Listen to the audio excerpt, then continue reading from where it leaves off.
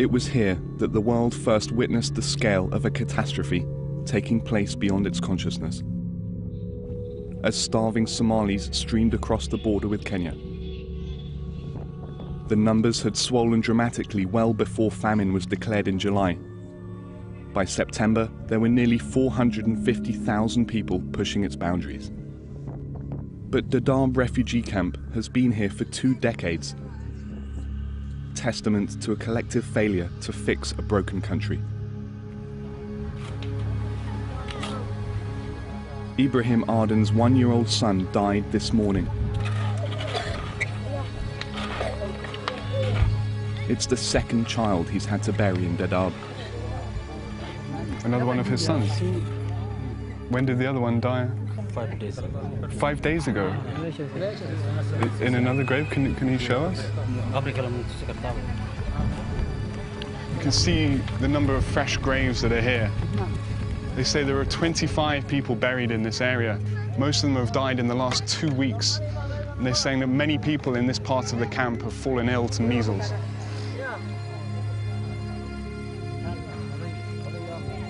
This is the same man's son, yeah? He looks really sick. How long has he been in this condition? 20 days. In the 21st century, how could this have happened? And if famine is man-made, who is responsible? Fault Lines is travelling as close to the heart of the crisis as we can get, in order to find out. It looks like the village is just waiting for people to die. There's nothing that you can do.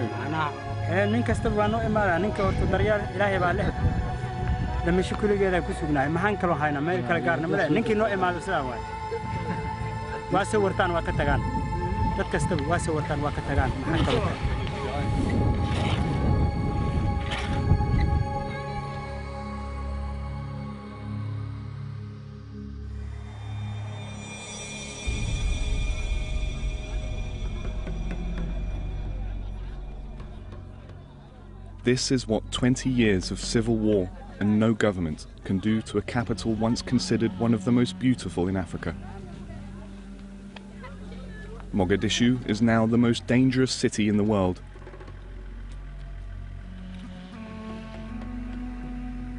And yet, as in Dadaab, Somalis from famine-hit regions are taking huge risks to travel here and seek refuge amid the conflict and armed militias.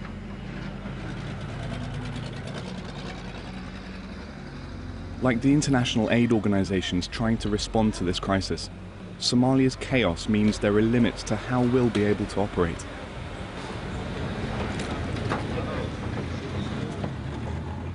Like many international organizations, Mogadishu is also the closest our team can get to the regions where famine has been declared. That's because in those rural areas in the south of the country, Al-Shabaab fighters remain in control. The group, which was terror-listed by the US government and has links to Al-Qaeda, has banned many Western aid organizations from working in its territory. Some Al-Shabaab spokesmen have even denied there is famine there.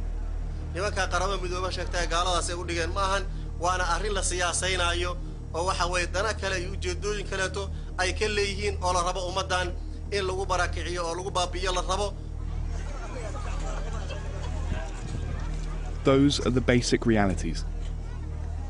The most severe drought in 60 years. 4 million Somalis facing starvation. A hardline Islamist armed group preventing some international aid from getting in. And families having to travel huge distances across front lines before receiving help. Access to the crisis is so bad that the UN says it doesn't know how many people have died. But that it's certainly in the tens of thousands, most of those children.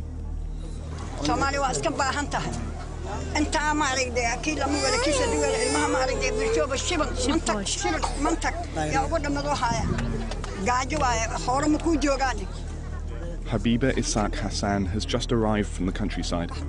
Her daughter, Makaba, lost 5 of her 7 infant children on the journey. Does she think that the world understands what's going on here?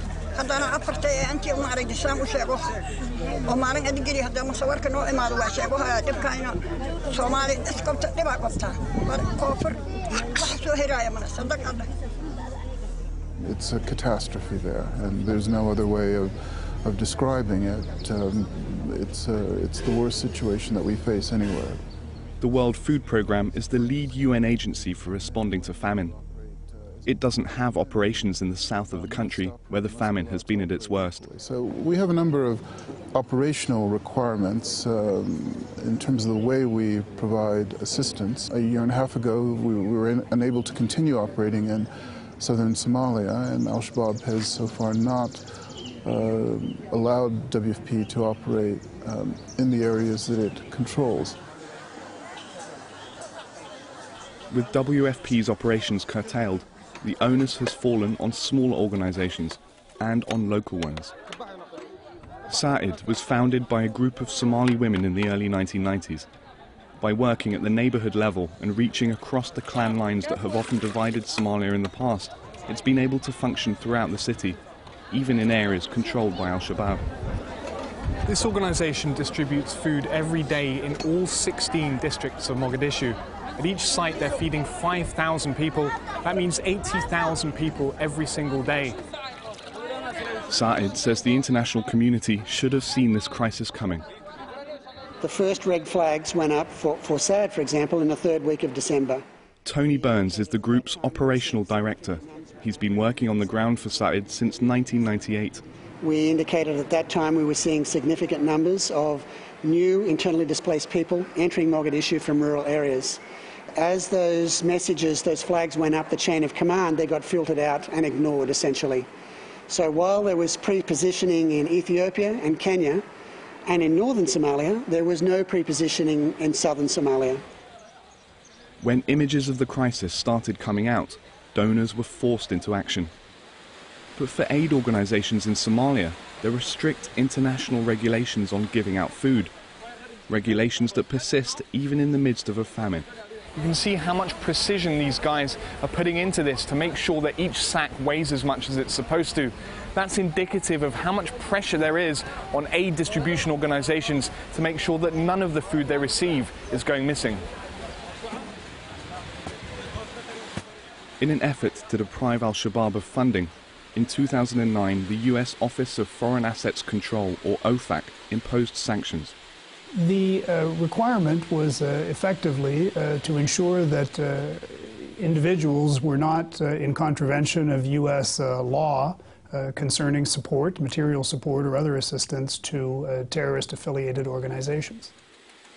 The OFAC rules have meant that organizations with US funding or handling US aid must account for every last gram of food to prove it's not being diverted to Al-Shabaab or risk being prosecuted by the US government. Even at this treatment center for malnourished babies, accountability for every item was an obvious priority. The empty wrappers that we've seen being returned is really evidence that the mothers have to show that they've given the food supplement to their children. But it's also a way that the aid organizations can show and verify that they've actually distributed aid to people rather than it ending up in the black market or potentially in the hands of Al-Shabaab. Sa'id told us the OFAC rules made it risky to consider extending their operations beyond Mogadishu. It's incredibly intimidating. We take our mandate to the Somali population very seriously, but the legal ramifications and the financial ramifications to an organization that has no recurrent funding are at this point enormous, to the point that we may have to walk away, even in a famine. With a full-blown famine clearly unfolding, in August, Washington said it was relaxing the rules.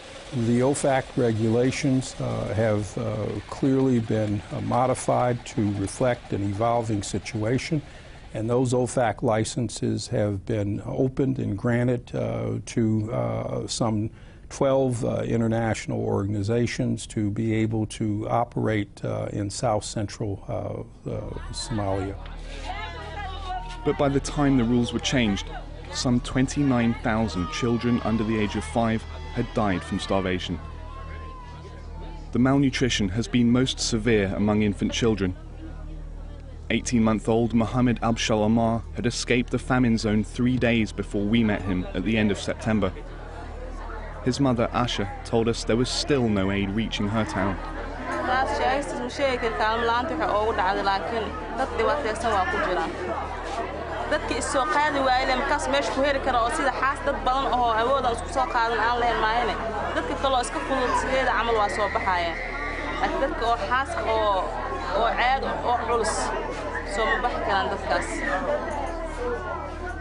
Why do you think this wasn't done earlier if there was an acknowledgement that there was going to be a crisis on this scale?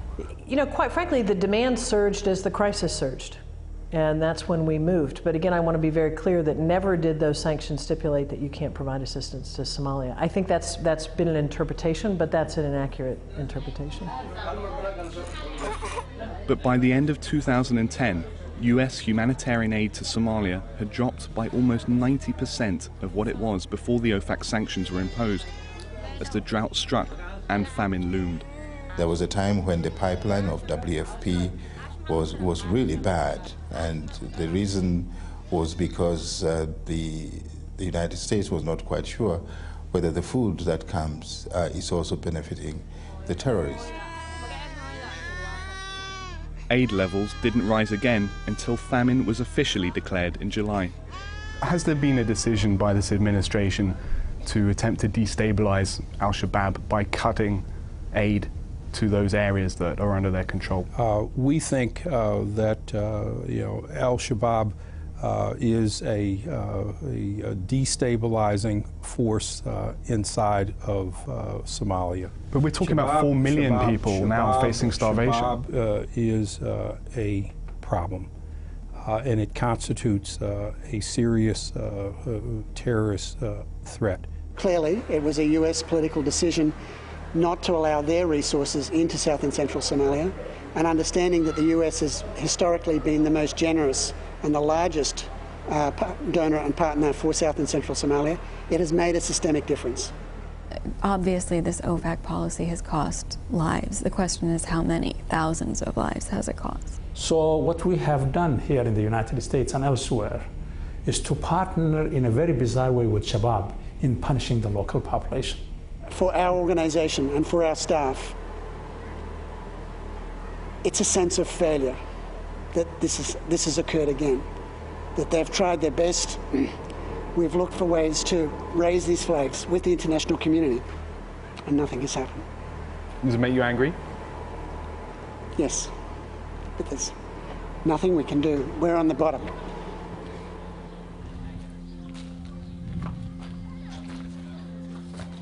The American embassy in Mogadishu hasn't been functional since Somalia's last great famine. In the early 90s, some 300,000 people starved as conflict between rival warlords blocked aid delivery to the south. The US led a UN force to open the aid routes. An offensive against the warlord in control of Mogadishu turned into a fatal battle, and his militias shot down 2 Black Hawk helicopters. 18 American soldiers were killed. There hasn't been a permanent US mission here in Mogadishu for many years now, but some say it was the Black Hawk Down incident in 1993 that started the US disengagement from Somalia. This former embassy is now home to more than 16,000 Somali IDPs. For some, what remains here has come to symbolize the neglect with which the US treated Somalia throughout the late 1990s. Just 5 years later, after the US embassy bombings in Kenya and Tanzania, and after 9/11, US interest resurged.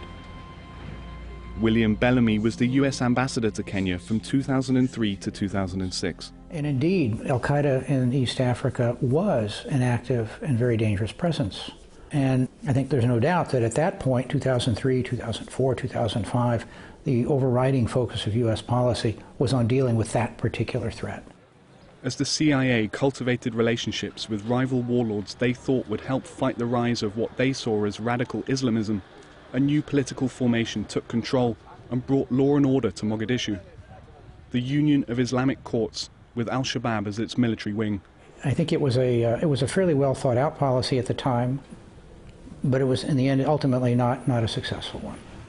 But the choices made next were to make things even worse. I'm absolutely confident that if the Ethiopians did not invade Somalia, Shabab would have remained a very small fragment of the Union Islamic Courts. I think the problem of the Islamic Courts Union is it was overtaken by radicals, right? It was overtaken by the East Africa Al-Qaeda cell, right? And it was overtaken by the military arm of the Islamic Courts Union. In the summer of 2006, Washington backed Somalia's neighbor and sworn enemy Ethiopia in a full-scale invasion and occupation to rid the country of Al-Shabaab. Jendai Fraser was the State Department's senior official for Africa at the time. I think that's really misunderstood. It's claimed that we supported them, we even pushed them in. In fact, myself and Secretary Rice were on the phone with Prime Minister Meles urging him not to go into Somalia. But you supported it with air support and military support after the fact, right? Yeah, true. Intelligence support, primarily, not military support, intelligence support. In other words, where we had intelligence about certain targets that were high-value targets to the United States, we certainly made sure that they understood where those targets were. The horror of the Ethiopian invasion was really its occupation of Mogadishu for so many years. Not only did it destroy the Somali economy, it threw so many people out of their homes, it catapulted the Shabab to power. The 1.5 million people who were displaced by the Ethiopian occupation, which was supported by the United States, which ultimately gave birth to the dominance of Al-Shabaab. That's the genealogy, if you like, of the current famine. There are still foreign troops in Mogadishu, but today they're from Uganda and Burundi. The Ethiopians have been replaced by an African Union mission of more than 9,000 soldiers. Washington provides logistical support, including weapons, equipment, even funds for private military contractors from DC-based firm Bancroft, who advise and train AMISOM forces. 6 weeks before fault lines arrived, Al-Shabaab fighters withdrew from much of the city. We're driving to a neighborhood in the north part of the city where African Union troops are having daily engagement with Al-Shabaab fighters. So far, we've only seen the neighborhoods which have been taken back from where Al-Shabaab used to occupy. Now we're going to the front line. While AMISOM is fighting by conventional means in Mogadishu, and Kenyan and Ethiopian troops have invaded to secure buffer zones on their borders, the Obama administration has ramped up drone attacks in southern Somalia. They have reportedly killed key Al-Shabaab leaders. In the fortified trench on Mogadishu's edge, a senior commander tells us AMISOM is now in control of 95% of the city. Do you think there are even now Shabaab coming in and out? Yeah, you cannot rule out that one because they are Somalis, they are citizens of this country. They can move in civilian clothes. We do have them, they must be there. But intelligence, TFG intelligence has been picking one by one, and the police, they have been picking them. Yeah. Just 2 weeks later, a suicide truck bombing outside a government compound killed dozens.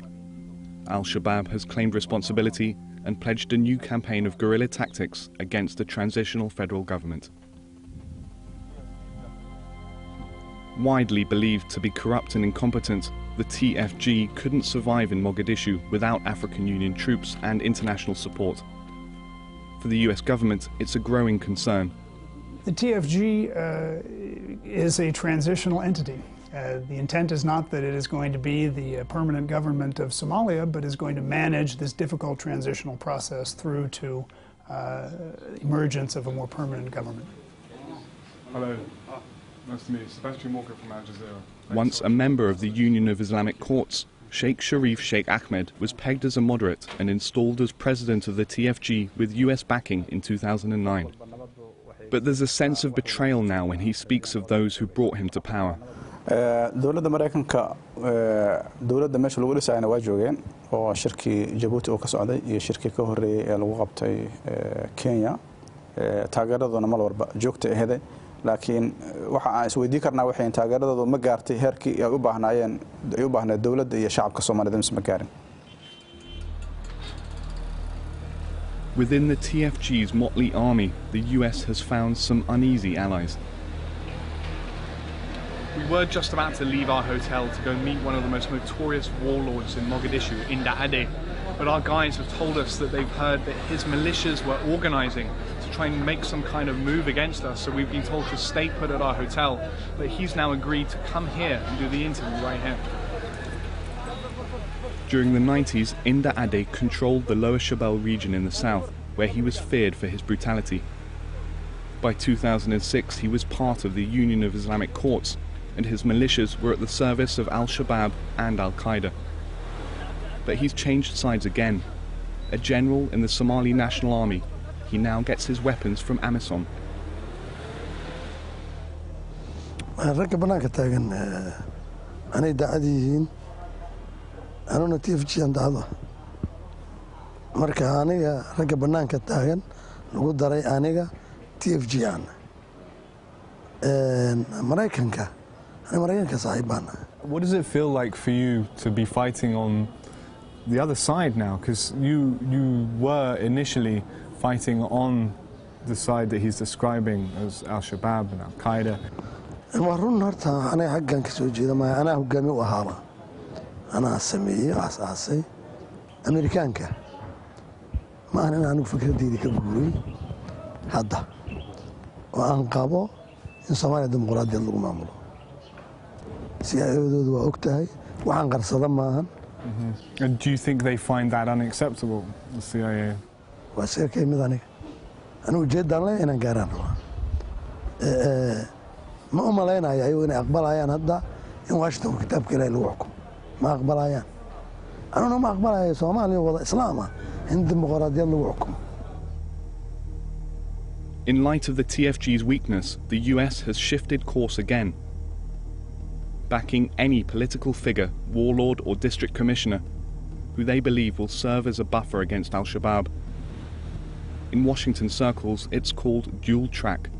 The first track is designed to support the TFG, and the second track is designed to reach out to groups throughout South Central Somalia who are opposed to Al-Shabaab.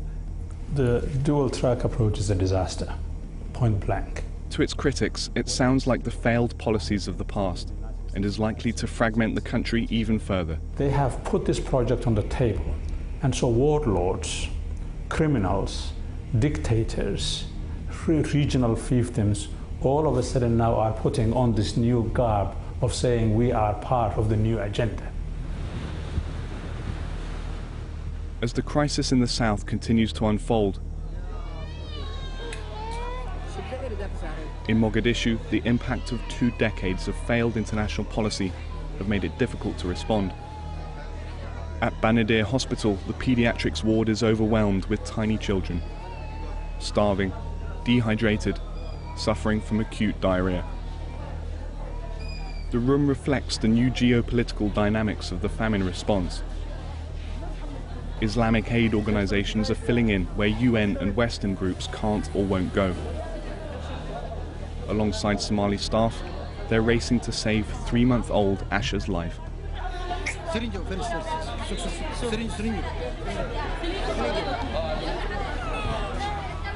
As they do what they can to beat back death, the rest of the world is moving on, casting our gaze and pointing our cameras elsewhere. It's Shabaab, it's the United States, it's the transitional federal government, it's the United Nations Office for Somalia. All of these are partners to the policies and politics that produce the famine. And so powerful people have that privilege of denying reality. But I think if they look into the mirror and fear their creator, they would recognize that they may not have willfully decided to starve people, but that the policies that they have prosecuted in the region over the last 15, 20 years is party to the creation of a disaster that's the Somali famine. They can deny all they want, but the Almighty knows, and there is no way they can fool the Almighty.